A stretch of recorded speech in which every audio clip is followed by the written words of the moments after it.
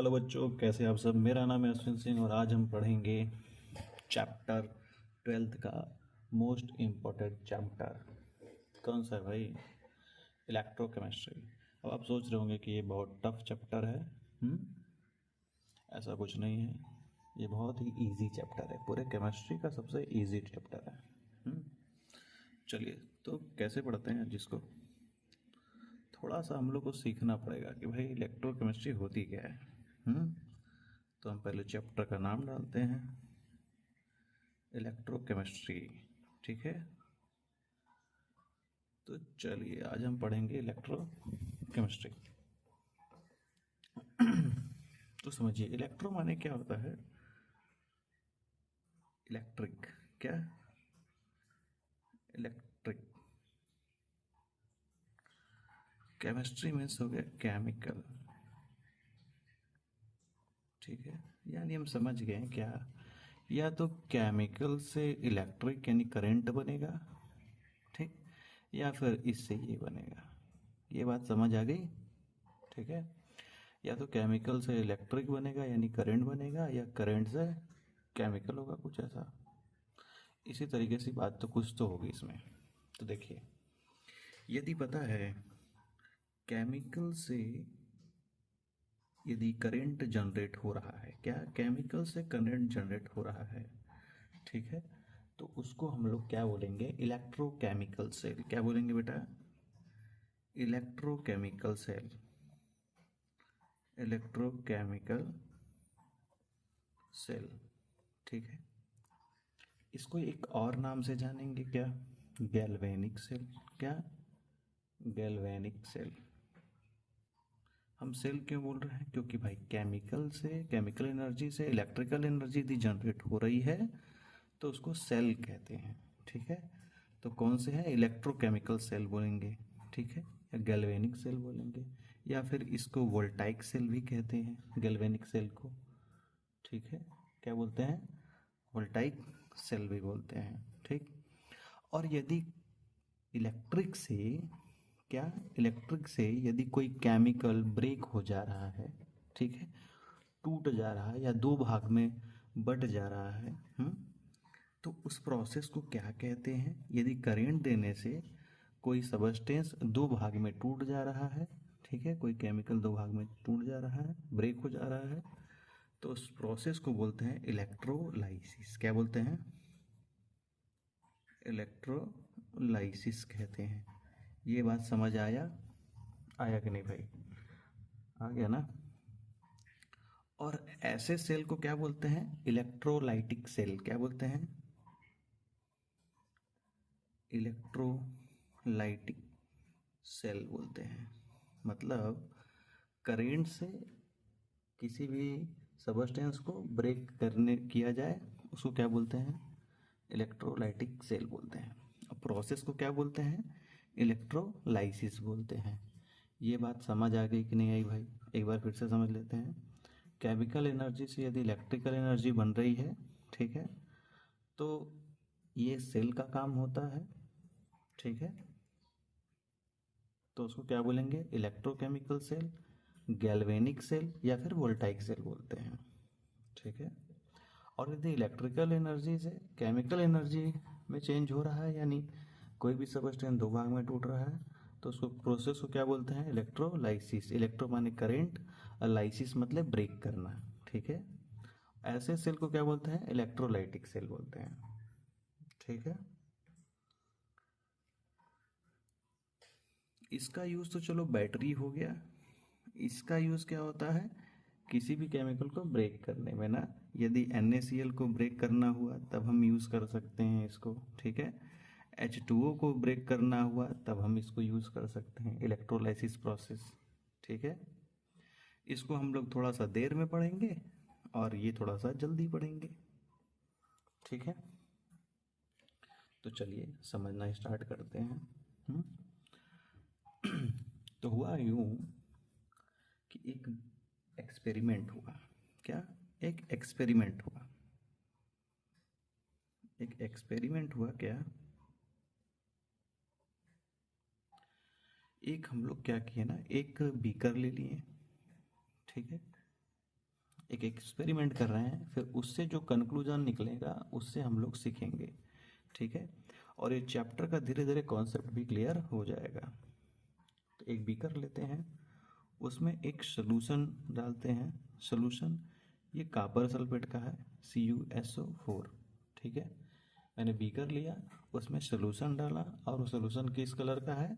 Blue colour का है, sky blue colour का होता है, ठीक है। और एक मेरे पास जिंक की रॉड है, मैंने इसमें डाल दी, ठीक है। जिंक की रॉड मैंने इसमें डाल दी।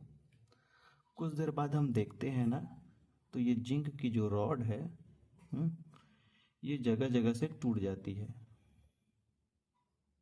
ठीक है। जगह जगह से देखिए, यहाँ यहाँ से टूट गई, गायब हो गई इसमें का, ठीक है।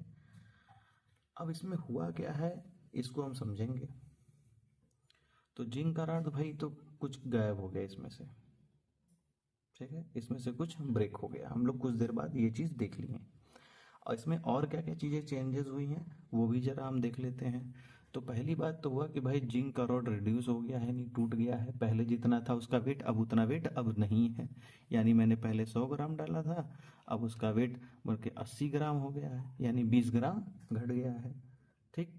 तो यानी जिंक रॉड जो है वो रिड्यूस हो गया है, यानी कम हो गया है। किस चीज़ में? वेट में भाई,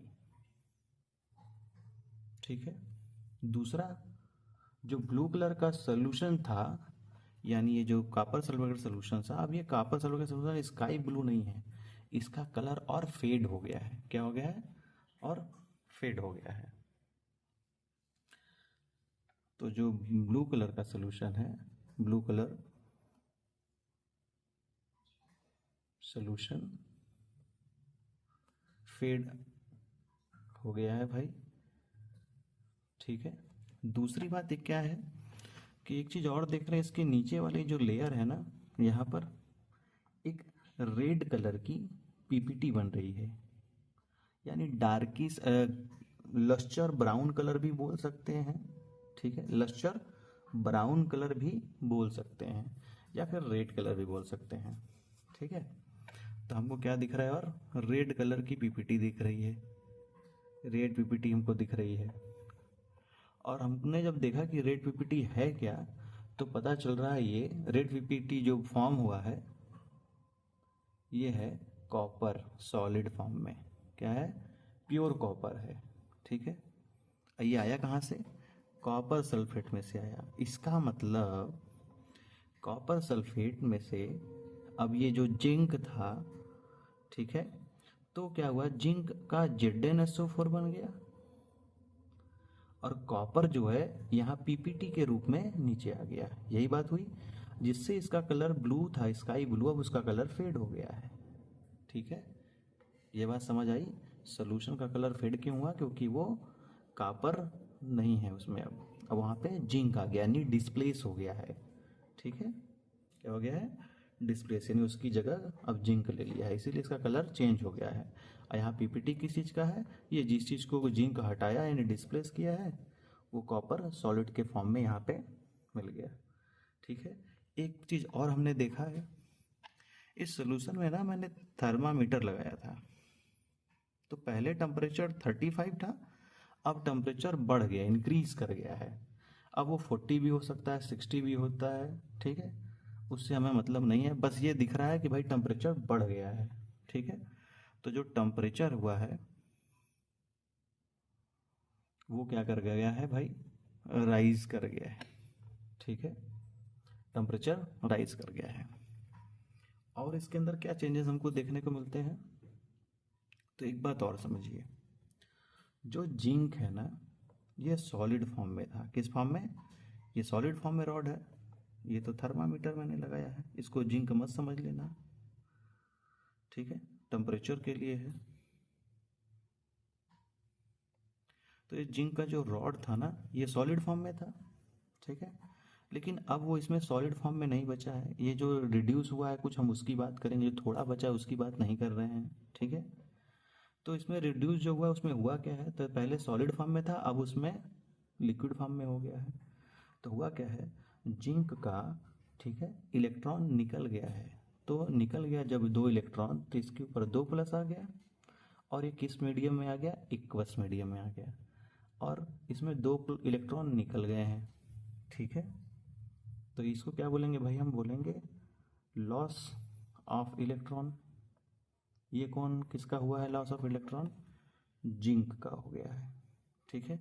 यानी हम ये बोल सकते हैं कि जेड यानी जिंक सॉलिड में था, अब वो जेड जो है +2 में हो गया है, यानी एक्वस में हो गया, तो उसको ऐसे लिखते हैं, और 2 इलेक्ट्रॉन लॉस हो गया है, ठीक है। क्या हो गया है, लॉस हो गया है जिंक का। और क्या चेंज, तो इसको क्या बोलेंगे हम, इलेक्ट्रॉन का जब लॉस होता है ना, तो उसको बोलते हैं ऑक्सीडेशन। क्या बोलते हैं, ऑक्सीडेशन। ये बात याद रखिएगा, बहुत इंपॉर्टेंट है, काम आएगा। तो ऑक्सीडेशन में हो क्या रहा है भाई, तो हम बेसिकली इन दोनों चीज को यदि ध्यान से देखें, तो यानी जेड सॉलिड में था, ये चेंज हुआ है जेड एक्वस में, यानी +2 में। ऐसा हमको कंडीशन दिखे तो हम समझ जाएंगे इसको ऑक्सीडेशन कहते हैं, ठीक है। सॉलिड से लिक्विड यानी स्टेट भी चेंज हो गया, जेड था, जेड +2 यानी जिंक था, अब +2 में हो गया। इतनी बात समझ आई, इसको हम लोग ऑक्सीडेशन बोलेंगे। इन दोनों में हुआ क्या, इलेक्ट्रॉन का लॉस हुआ है, ठीक है। एक चीज़ और देखेंगे, इलेक्ट्रॉन का लॉस हुआ तो भाई कोई लिया भी होगा, तो एक बात और समझेंगे, क्या, जो कॉपर है, यानी जो लिक्विड स्टेट में है, देखिए लिक्विड स्टेट में जो चीज़ है तो वो तो +2 दिख रहा है, यानी कॉपर जो +2 है, यानी लिक्विड स्टेट में था कॉपर सल्फेट का, तो ये +2 में था। तो ये जो जिंक इलेक्ट्रॉन डोनेट किया यानी लॉस किया है ना, तो ये 2 इलेक्ट्रॉन एक्सेप्ट कर लिया है। क्या किया है, एक्सेप्ट कर लिया है। एक्सेप्ट करने के बाद देखिए, लॉस करने के बाद 2 इलेक्ट्रॉन तो एक्वस में आ रहा है, तो इसको 2 इलेक्ट्रॉन और दे देंगे तो ये सॉलिड में आ जाएगा। तो हम इसको नहीं दे रहे हैं, हम किसको दे रहे हैं, हुआ इस रिएक्शन में जो हुआ है वो हुआ क्या है, कॉपर ने क्या किया है, 2 इलेक्ट्रॉन ले लिया है, किसका वाला, जिंक वाला। तो कॉपर +2 था, यानी 2 इलेक्ट्रॉन की कमी थी, अब कौन ले लिया उसको, जिंक ले लिया, जिंक वाला अपना इलेक्ट्रॉन कॉपर को दे दिया है, ठीक है। तो ये कॉपर आ जाएगा सॉलिड फॉर्म में, यहाँ पे एक्वस फॉर्म में था, तभी तो लिक्विड में था, ठीक है, स्काई ब्लू कलर का। अब ये सॉलिड बन के किस कलर में आया है, रेड पीपीटी, हमने ऊपर बताया है, यहाँ पे रेड पीपीटी भाई। इतनी बात समझ आई। अच्छा, तो इलेक्ट्रॉन का लॉस करने पे तो ऑक्सीडेशन कहते हैं, तो इलेक्ट्रॉन को एक्सेप्ट जो किया होगा, यानी कॉपर +2 था, अब उससे किस में चेंज हुआ है, कॉपर सॉलिड में, तो इसको हम रिडक्शन बोलेंगे। क्या क्या, रिडक्शन बोलेंगे। ये बात समझ आई, भूलना नहीं है। ये एक्वस है, मैं बार बार लिख रहा हूँ, ये सॉलिड में है, ठीक है। ये बात समझ आई। एक बात और, टेम्परेचर बढ़ रहा है, इसका मतलब हीट रिलीज हो रही है, ये बात हम बोल सकते हैं कि नहीं बोल सकते। तो अगला बात समझिए, यानी एनर्जी, क्या, एनर्जी दिख रहा है कि नहीं भाई, एनर्जी क्या हो रही है, रिलीज हो रही है। क्या हो रही है, रिलीज हो रही है, किस फॉर्म में, in the form of heat.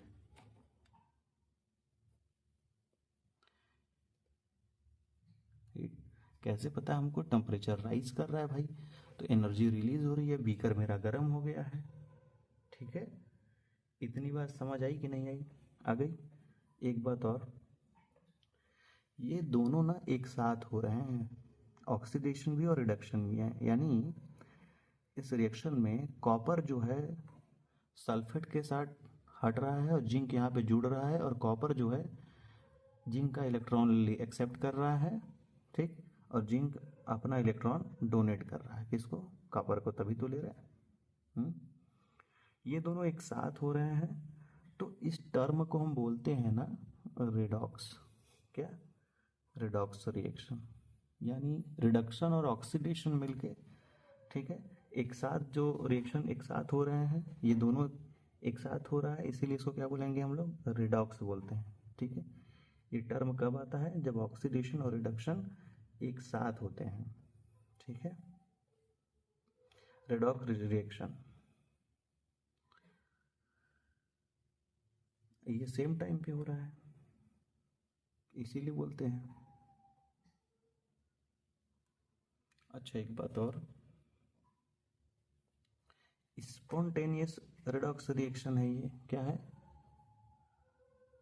Spontaneous है, स्पॉन्टेनियस रेडॉक्स रिएक्शन है, मतलब del G is less than zero, हम ये बोल सकते हैं del G is less than zero. और ये हमेशा नेगेटिव होता है। डेल जी क्या होता है? ऑलवेज नेगेटिव होता है। डेल जी क्या है भाई? ये गिब्स फ्री एनर्जी है, ठीक है। क्या है? गिब्स फ्री एनर्जी है। इतनी बात समझ आ गई, ठीक है। इतनी बात समझ आ गई? नहीं आ गई। यानी ये एक्सपेरिमेंट था, उसमें ये सब चीज़ें हमको ऑब्ज़र्व करने को मिली, ठीक है। ये सारी चीज़ें हमें ऑब्ज़र्व करने को मिली, ठीक है। चलिए अब अगला हम लोग समझते हैं। ये पेज 1 था, ये पेज 1 है। दूसरा पेज हम आपको भेज रहे हैं। चलिए आगे समझते हैं। चलिए अब हम बात करते हैं इलेक्ट्रोकेमिकल सेल, गैल्वेनिक सेल और वोल्टाइक सेल ना। किस चीज़ की बात? इलेक्ट्रोकेमिकल सेल, सेल, या फिर इसको हम बोलेंगे क्या? Galvanic cell. आप कंफ्यूज मत होइएगा, तीनों एक ही बात है। और एक वोल्टाइक सेल, वोल्टाइक सेल, तीनों एक ही बात है ना, तो ज़्यादा सोचना नहीं है। इसमें होता क्या है, केमिकल एनर्जी जो है कन्वर्ट होती है इलेक्ट्रिकल एनर्जी में। यानी केमिकल एनर्जी, ठीक है, chemical energy to electrical energy, energy. ये बात समझ आएगी कि नहीं? मैंने बताया भी था पहले। दूसरा, अब अगला के बाद है, ये रिडॉक्स रिएक्शन होता है और ये स्पॉन्टेनियस है, ठीक है। तो स्पॉन्टेनियस रिडॉक्स रिएक्शन, ठीक है, दोनों एक साथ होते हैं। डेल जी क्या रहेगा भाई? ऑलवेज लेस देन जीरो रहेगा, ठीक है। एक बात और क्या होता है इसके अंदर क्वालिटी और, कि जो डैनियल सेल होता है, यानी ये इसका एग्जाम्पल है क्या? वोल्टाइक सेल यानी गैल्वेनिक सेल या इलेक्ट्रोकेमिकल सेल का एक एग्जाम्पल है। क्या है? ये तो सेल है, इसका एक एग्जाम्पल है, ठीक है। उसको क्या कहते हैं? Daniell cell. क्या बोलते हैं? Daniell cell. अब डैनियल सेल क्या होता है? डैनियल सेल उसको कहते हैं जो जिंक और कापर का बना होता है, ऐसे सेल को डैनियल सेल कहते हैं, ठीक है। इसका जो पोटेंशियल होता है एनटीपी पे, यानी नॉर्मल टेम्परेचर प्रेशर पे, इसका जो पोटेंशियल होता है 1.1 वोल्ट होता है, इसका पोटेंशियल, ठीक है। 1.1 वोल्ट इसका पोटेंशियल होता है। अब ये कैसे पता चल रहा है? तो देखिए समझिए, हम डैनियल सेल बना रहे हैं। हम क्या बना रहे हैं? Daniell cell. तो एक बीकर लेते हैं, एक बीकर लेते हैं और एक और बीकर लेते हैं, दो बीकर लेते हैं भाई, ठीक है।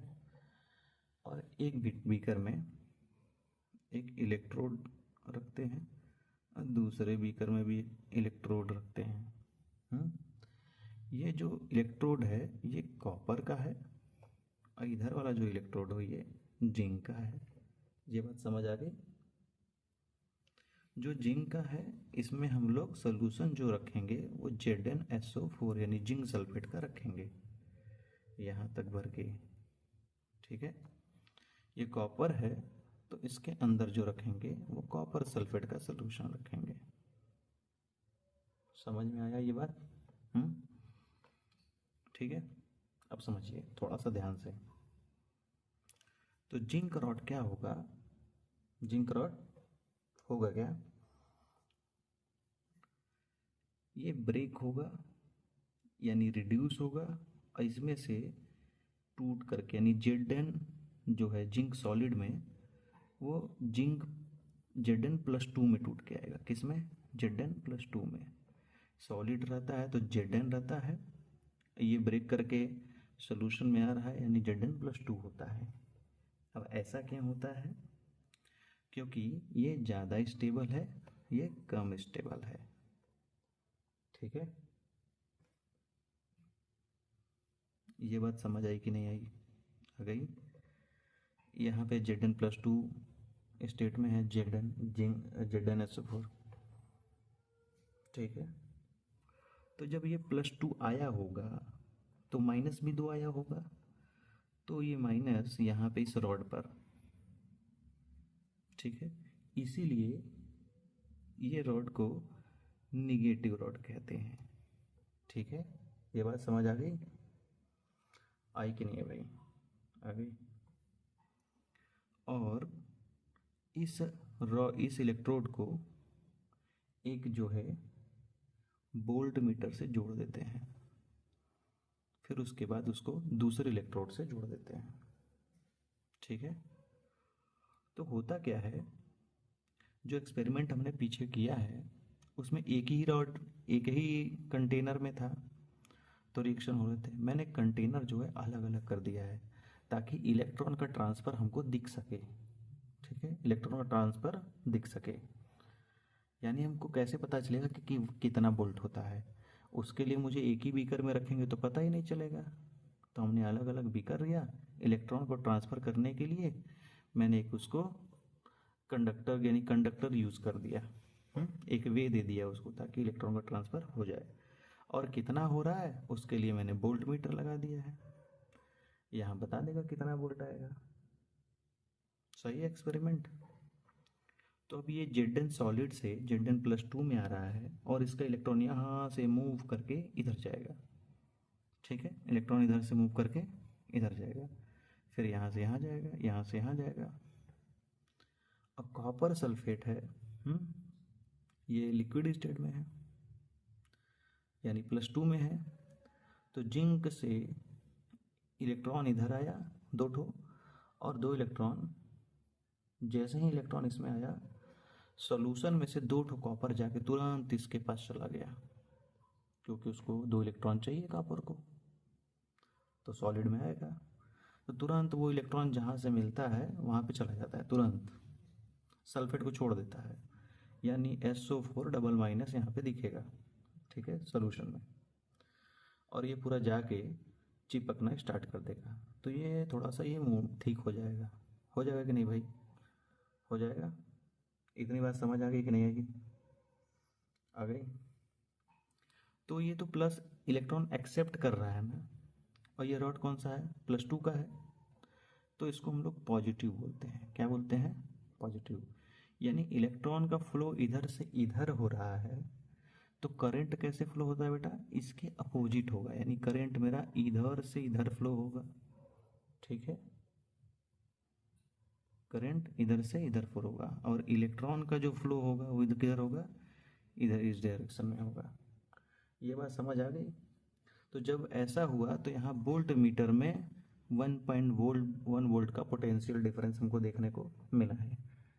ठीक है, ये बात समझ आई कि नहीं आई? आ गई?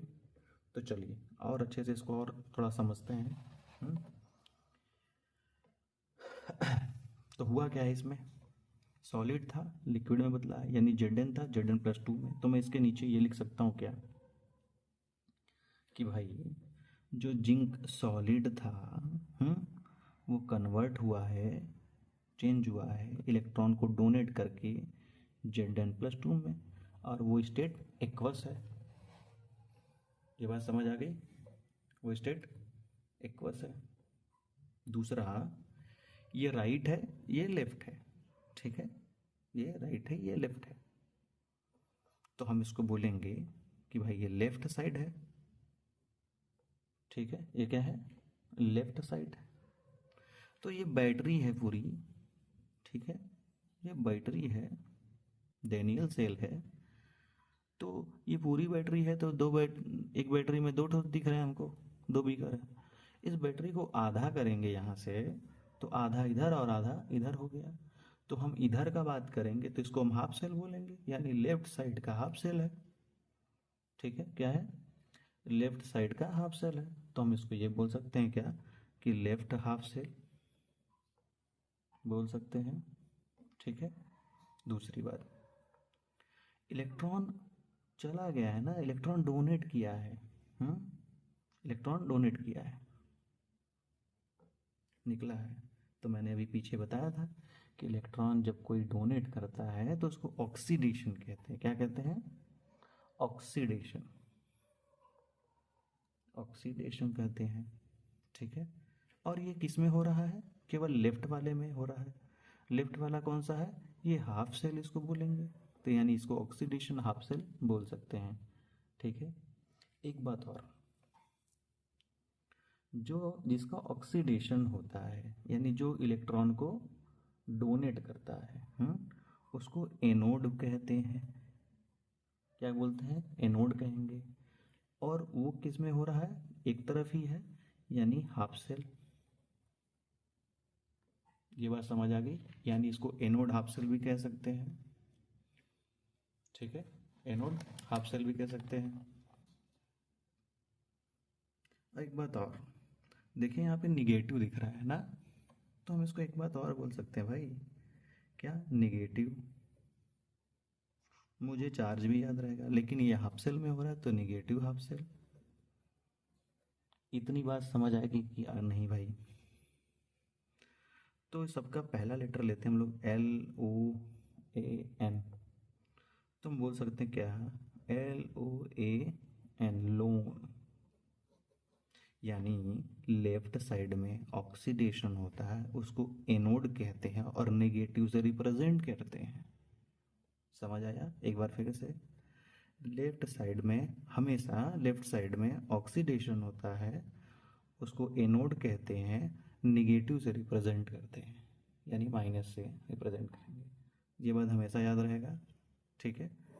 उसी तरीके से अब हम इधर का बात करेंगे।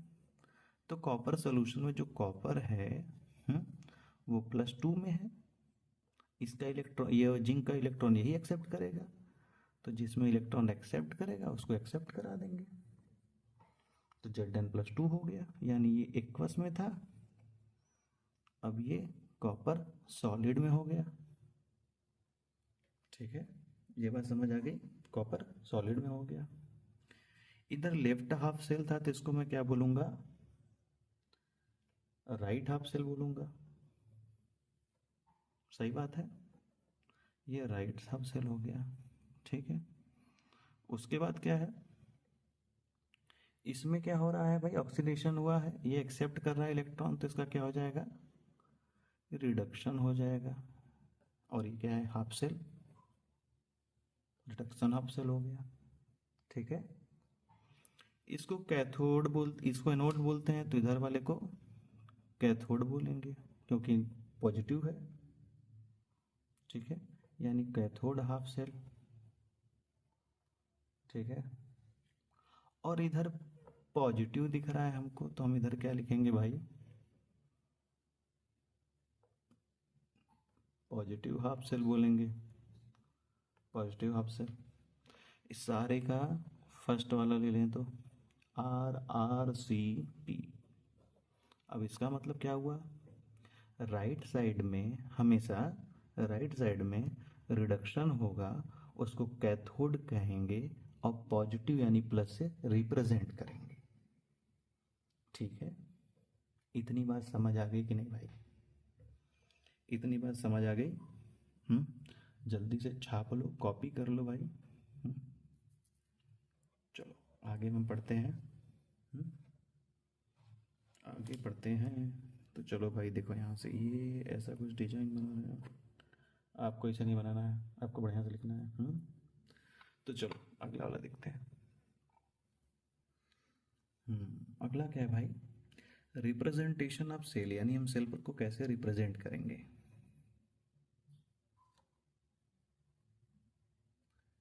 रिप्रेजेंटेशन ऑफ सेल, ठीक है। तो जिंक तो मेटल था।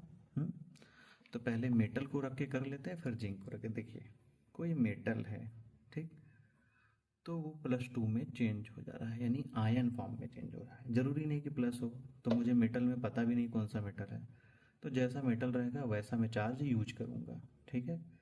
तो जनरली मैंने यदि मेटल केवल रहेगा तो ऐसा लिखा है तो यानी सॉलिड में रहेगा, ऐसा लिखा है तो एक्वस में रहेगा, ठीक है। ये बात समझ में आ गई। और यदि ये ऐसा इस तरीके से हम लिख रहे हैं, पहले एम बाद में ऐसा, ठीक है।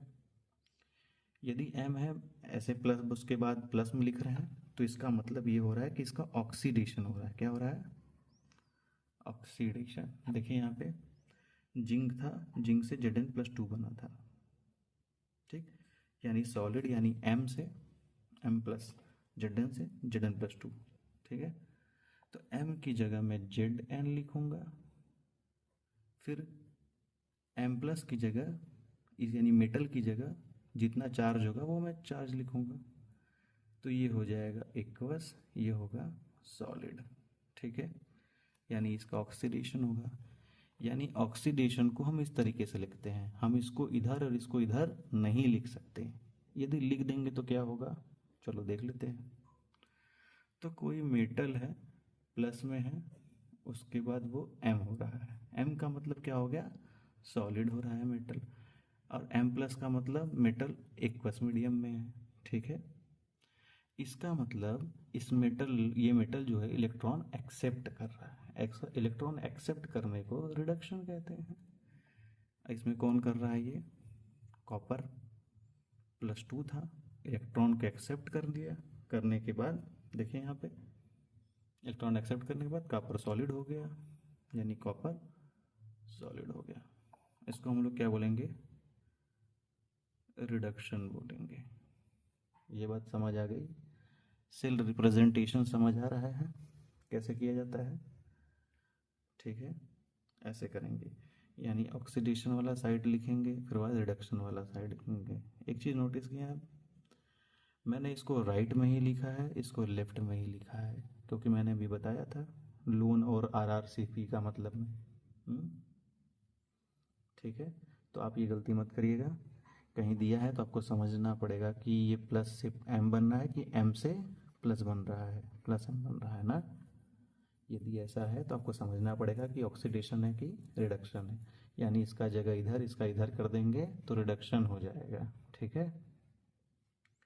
तो रिप्रेजेंटेशन बहुत इंपॉर्टेंट है, तभी आप न्यूमेरिकल सॉल्व कर पाओगे, और नहीं तो नहीं आएगा, ठीक है। तो ये ध्यान दीजिएगा। अब चलिए सेल रिएक्शन में आपको समझाते हैं। सेल रिएक्शन कैसे लिखते हैं? तो पहले जो इलेक्ट्रॉन दे रहा है यानी ऑक्सीडेशन वाला, पहले उसको लिखेंगे। यानी Zn था सॉलिड स्टेट में, इसने क्या किया, 2 इलेक्ट्रॉन डोनेट कर दिया, तो इसके ऊपर प्लस चार्ज आ गया, 2 इलेक्ट्रॉन माइनस हो गए, ठीक है। ये ऑक्सीडेशन वाला हो गया। अब हम इसके नीचे रिडक्शन वाला लिखेंगे, यानी कॉपर +2 था, जिंक वाला 2 इलेक्ट्रॉन एक्सेप्ट किया है, तो ये कॉपर बन गया है सॉलिड में, ठीक है। और इसको क्या बोलते हैं? रिडक्शन बोलते हैं, ठीक है। अब एक ऐसे लाइन खींचेंगे। तो सेल रिएक्शन लिखने में सबसे इम्पोर्टेंट बात यह है कि इलेक्ट्रॉन दिखना नहीं चाहिए, वो कैंसिल हो जाना चाहिए, ठीक है। तो यहाँ 2 इलेक्ट्रॉन है, यहाँ 2 इलेक्ट्रॉन है, 2 से 2 इलेक्ट्रॉन कैंसिल हो गया, ठीक है। यदि यहाँ 3 होता, यहाँ 2 होता, तब कैसे होता? तो 3 वाले में 2 का मल्टीप्लाई करते हैं, 2 वाले में 3 का मल्टीप्लाई करते हैं पूरे रिएक्शन में। तो यहाँ 2 हो जाता है, यहाँ 2 है तो यहाँ 3 हो जाता है, 6 हो जाता है। तो 6 6 दोनों में आ जाता, तो कैंसिल कर लेते, क्योंकि हमको इलेक्ट्रॉन कैंसिल करना यही इंपॉर्टेंट है। ठीक है, फिलहाल इसका देख लेते हैं, फिर उसका भी एग्जाम्पल बता देंगे। ठीक है, तो चलिए देखते हैं। ये कैंसिल हो गया, तो बाकी जो बच गया उसको कैसे लिखेंगे। तो पहले ऊपर वाला लिखते हैं, फिर नीचे वाला।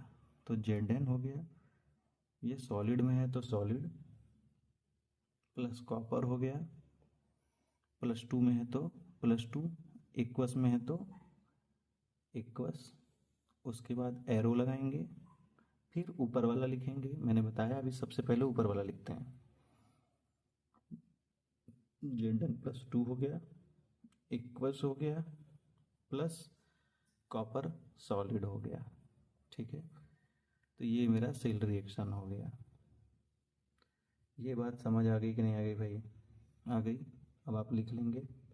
ठीक है, तो एक और है, उसको भी हम लोग लिखना शुरू करते हैं। इतनी बात समझ आ गई कि नहीं भाई? इतनी बात समझ आ गई सबको? तो चलो अब अगला देखते हैं। 2 पेज हो गए भाई, तीसरा पेज है ये। ठीक है, तो चलिए देखते हैं। सेल रिएक्शन तो हमने देख लिया था।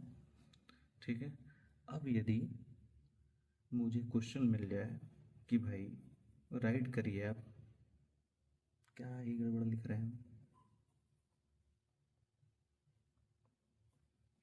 राइट द सेल रिएक्शन,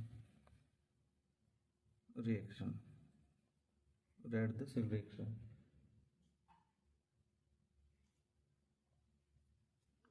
किसका लिखना है भाई? Cell reaction, write the cell reaction किसका लिखना है? तो देखिए ध्यान से, आपको क्वेश्चन में दे दिया है Ni यानी निकिल, फिर 2 ठो इसे 1 ठो लाइन दे दिया है, फिर लिखा है Ni+2, फिर लिखा है डबल लाइन, फिर लिखा है Ag प्लस, फिर लिखा है Ag। अभी मैंने इसके बारे में, इस सब के बारे में नहीं बताया है। लेकिन आपको सेल रिएक्शन है भाई, लिखना है आपको। तो अब यदि आपको इस तरीके से दे रहा है तो आप कैसे लिखेंगे समझिए। बस मैंने इसके बारे में नहीं बताया है, इसके बारे में तो मैंने बता दिया है। ध्यान से देखिए, अभी मैंने कुछ देर पहले बताया है Ni से Ni+2, यानी मेटल से मेटल +2। इसका मतलब ये हुआ कि Ni यानी निकिल सॉलिड में था, और ये चेंज हुआ है Ni+2 में, जो कि किस मीडियम में है? एक्वस। और इसमें से 2 इलेक्ट्रॉन निकले हैं। देखिए एक रिएक्शन लिखा गया। सेम इसी तरह सिल्वर के लिए लिखेंगे। ठीक है, तो Ag लिखेंगे। Ag किस में है? प्लस में है। Ag किस में है? प्लस में है। उसके बाद इसमें 2 इलेक्ट्रॉन ऐड कर दिए, निकिल वाला। ठीक है, 2 इलेक्ट्रॉन ऐड कर दिए निकिल वाला। इसमें से 2 इलेक्ट्रॉन है, लेकिन इसको तो 1 चाहिए, तो हम तो खाली 1 ही ऐड करेंगे, 2 तो करेंगे नहीं। तो हम 1 ही ऐड किए थे। अभी 2 मिनट के लिए भूल जाए कि मैंने यहाँ 2 लिखा है। हम केवल 1 ही इलेक्ट्रॉन लेंगे, इसलिए तो 2 रिलीज कर रहा है वो ठीक है, लेकिन हम तो 1 ही लिखे। और फिर यहाँ पे क्या हो जाएगा? Ag बन रहा है सॉलिड में। ठीक है, यहाँ कुछ नहीं है, लेकिन ये सही नहीं लग रहा है क्योंकि 2 इलेक्ट्रॉन निकाला है और यहाँ पे 1 ही इलेक्ट्रॉन है। ठीक, इसको 2 भूल जाइए, क्योंकि मुझे 1 ही को करना है, तभी तो सॉलिड बनेगा। ठीक है, मान लीजिए नहीं है, यहाँ पे मैंने लिख दिया है।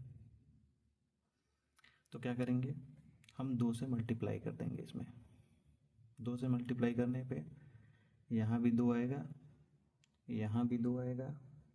ठीक है, और यहाँ भी 2 आएगा। देखिए सब में हो गया 2 से मल्टीप्लाई। अब लाइन खींचेंगे। हमने क्यों किया? क्योंकि मैंने बताया था इलेक्ट्रॉन कैंसिल आउट हो जाने चाहिए। यहाँ पे 2 रिलीज़ हो रहा है, एक्सेप्ट एक ही हो रहा था, इसलिए मैंने 2 का मल्टीप्लाई इसमें किया है।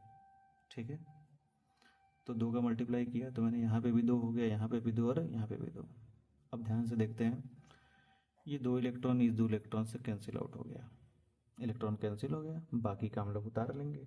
रूल सेम है, पहले ऊपर वाला लिखेंगे, यानी Ni लिखेंगे, सॉलिड है तो सॉलिड लिखेंगे, उसके बाद प्लस लिखेंगे, फिर ये लिखेंगे, यानी 2Ag लिखेंगे। ये इस कौन से स्टेट में है? एक्वस। प्लस में रहता है तो एक्वस में ही होता है। ठीक है, एक्वस, ये प्लस हो गया, गिब्स हो गया। उसके बाद ऊपर वाला Ni+2, उसके बाद ये एक्वस हो गया, फिर उसके बाद प्लस 2Ag सॉलिड हो गया, 2Ag सॉलिड हो गया। आपको सेल रिएक्शन लिखने आया? आ गया तो एक तो ट्राई करिए, मैं दे रहा हूँ, एक क्वेश्चन है, ट्राई करिए। सी आर वाला नहीं, क्रोमियम वाला है। ये 1 मोल लिखा हुआ है, यानी इसकी मोलैरिटी लिखी हुई है। इसको सॉल्ट ब्रिज बोलते हैं। अभी आपको पढ़ाया नहीं हूँ, बट आपको ये रिएक्शन लिखना बता दिया कैसे करना है, तो आप कर सकते हैं। बस ये समझिए कि ये रिएक्शन 2 अलग अलग रिएक्शन को हाफ करने के लिए ही ये रखा हुआ है। ठीक है, यानी इधर का अलग, इधर का अलग है, एक ऑक्सीडेशन एक रिडक्शन है। ठीक है, जो डोनेट करता है उसका ऑक्सीडेशन, जो एक्सेप्ट करता है उसका रिडक्शन। तो यहाँ पे मैंने लीड यानी Pb ले लिया है।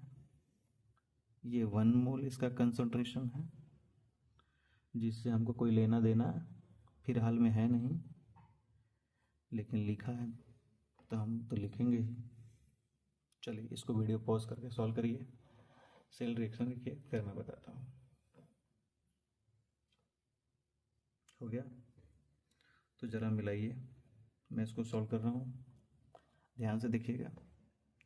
ये क्रोमियम है, ये सॉलिड स्टेट में है, देखिए यहाँ पे ये +3 में बन रहा है, तो इसका मतलब क्रोमियम ने 3 से +3 बना है। तो ये एक्वस मीडियम में आया होगा, 3 प्लस है यानी 3 प्लस है यानी 3 इलेक्ट्रॉन निकले होंगे। सही बात है, यहाँ वाला हिसाब किताब ख़त्म हो गया। अब ये वाला शुरू करते हैं। इसका क्या हो रहा है भाई? दिख रहा है इलेक्ट्रॉन निकला है, तो इसका ऑक्सीडेशन हुआ है। अब लीड का देखते हैं, ये Pb+2 है। क्या है? Pb+2 है। इसको कितने इलेक्ट्रॉन चाहिए? खाली 2 चाहिए। कितना निकालना हमसे कोई मतलब नहीं है, 2 इलेक्ट्रॉन निकाला है, तभी हम इसको कर पाएंगे। तो 2 इलेक्ट्रॉन एक्सेप्ट करने के बाद ये Pb सॉलिड फॉर्म में आ गया। किस फॉर्म में आ गया? सॉलिड फॉर्म में। अब हम इसे करेंगे, अब हम सेल रिएक्शन लिखना शुरू करेंगे। लेकिन हम यहाँ क्या देख रहे हैं भाई? यहाँ पे 3 है, यहाँ पे 2 है। अब हमने बोला था कि सेल रिएक्शन लिखने का सबसे अच्छी बात ये है कि उस पर एक चीज़ का ध्यान देना है केवल, कि इलेक्ट्रॉन कट जाने चाहिए। अब यहाँ 3 है तो हम यहाँ पे 2 का मल्टीप्लाई कर देंगे पूरे में, और इसमें 2 है तो हम 3 का मल्टीप्लाई कर देंगे, सब में कर देंगे, तो यहाँ पे 3 हो जाएगा, और 3 2 जा, यहाँ पे हम आगे लिख दे रहे हैं 3, यहाँ पे भी 3 लिख दे रहे हैं। अब इसको इसमें मल्टीप्लाई करेंगे भाई, तो 2 का, तो यहाँ 2 हो जाएगा, यहाँ 2 हो जाएगा, यहाँ पे 2 × 3 हो जाएगा। तो 2 × 3 इलेक्ट्रॉन, 2 × 3 इलेक्ट्रॉन कैंसिल, यानी 6 इलेक्ट्रॉन कैंसिल हो गया। ठीक है, अब मेरा काम आसान हो गया। चलो तो हम लोग लिखते हैं, ये बात समझ आ गई? यानी मैंने बैलेंस किया भाई, तो 2 3 जा 6 इलेक्ट्रॉन यहाँ, 2 3 जा 6 इलेक्ट्रॉन यहाँ हो गया, दोनों कैंसिल हो गया। ठीक है, तो तलो अब हम लोग लिखते हैं तलो। तलो नहीं लिखना है, तलो। चलो पहले ऊपर वाला लिखना है, तो क्या लिखेंगे हम लोग, 2CR प्लस 3PB+2। सही बात है, पहले इसको लिया, ये सॉलिड में है, ये भाई एक्वस में है। मैं बार बार भूल जा रहा हूँ, आप मत भूलिएगा, ये एक्वस लिखना है, ठीक है। इधर का ख़त्म हो गया, अब एरो लिखा लगाना है, ठीक है। फिर 2 इलेक्ट्रॉन, ये ऊपर वाला लिखना है, यानी 2CR+3, ये एक्वस मीडियम है तो एक्वस लिखना है, प्लस 3PB सॉलिड लिखना है। समझ आया? देखो भाई मेरा रिएक्शन तैयार हो गया, यानी सेल रिएक्शन हम लोग को लिखने आ गया। इतनी बात समझ आ गई कि नहीं भाई? आ गई, ठीक है। आ गई कि नहीं? आ गई ना? चलो अब थोड़ा सा और सीख लेते हैं। ये काम कैसे करता है, यानी वर्किंग प्रिंसिपल क्या है इसका, ठीक है। तो इसमें होता क्या है कि रेडॉक्स रिएक्शन होते हैं, ठीक। सेपरेट हाफ सेल में एक बार में ऑक्सीडेशन होता है, दूसरे वाले में रिडक्शन होता है, दो अलग अलग सेल होते हैं, ठीक। इलेक्ट्रॉन फ्लो होता है किधर से, एनोड से कैथोड में, और कैसे होता है, एक वायर के जरिए होता है, ठीक है। तो हम इसको लिख लेंगे, समझ लेंगे क्या क्या होता है। तो चलिए देखते हैं भाई, वर्किंग प्रिंसिपल क्या, working principle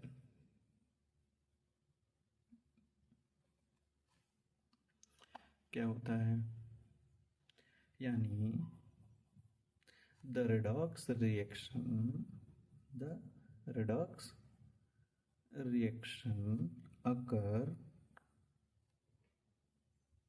in two separate, क्या, separate separate half cell।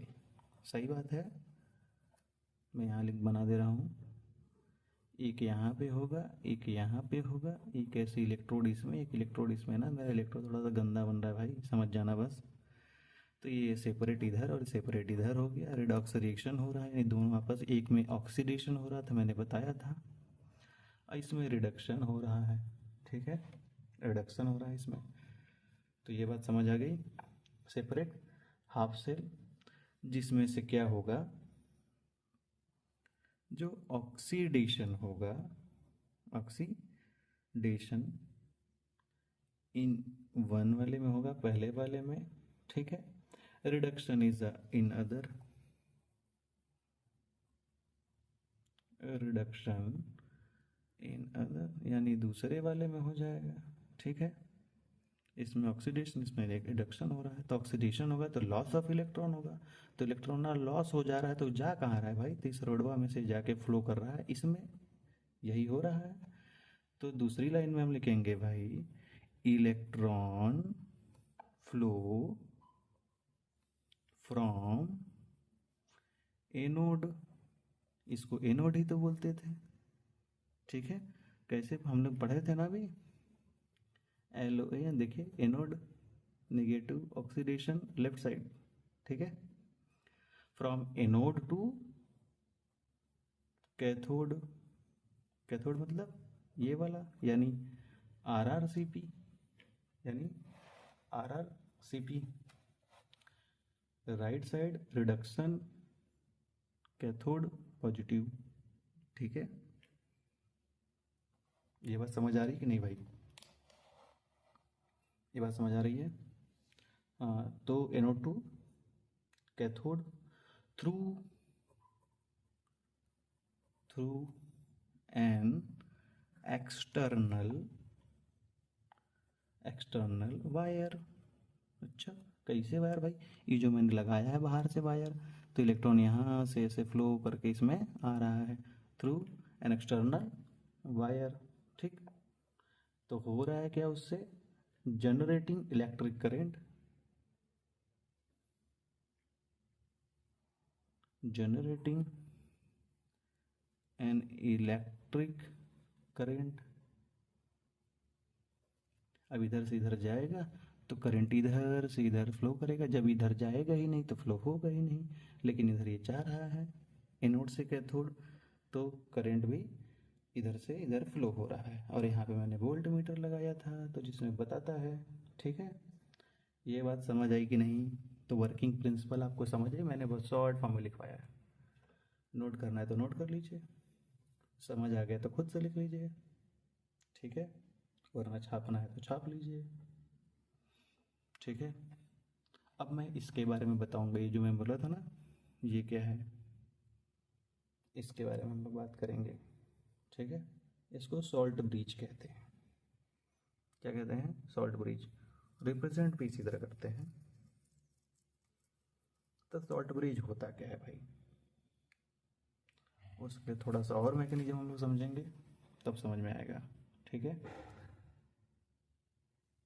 मतलब कि थोड़ा सा इसका और वर्किंग देखना पड़ेगा भाई। हम्म तो चलो देखते हैं अगली वीडियो में। ठीक है।